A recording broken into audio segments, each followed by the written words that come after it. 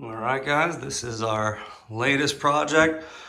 I'm gonna do this whole shower area in a long pan with a bench covering this old plumbing. We're gonna cap that plumbing off. We got a custom pan from Cornell over at RSS. I'm gonna drop that in, show you how big this shower is gonna be.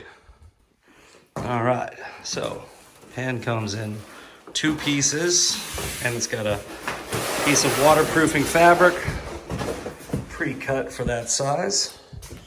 This is going to be our front. We're going to move the drain. I ended up telling them I wanted the drain centered, which is going to be in a different location than this.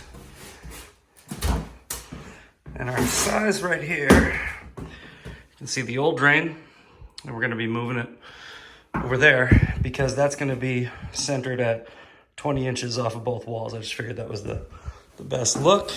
And then our back side here is 2 inches, and you can see how the pitch comes down to meet our other pan. I think I'm gonna have to turn that.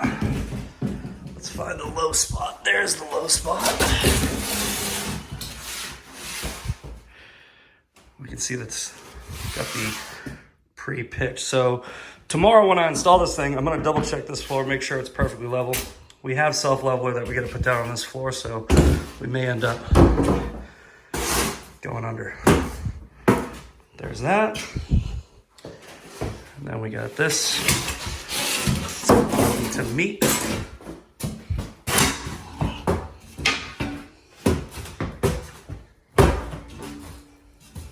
Beautiful.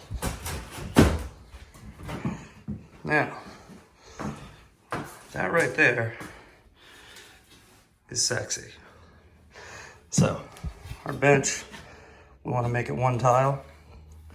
And it looks like we got those dimensions perfect.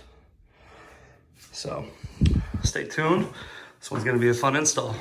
See you later.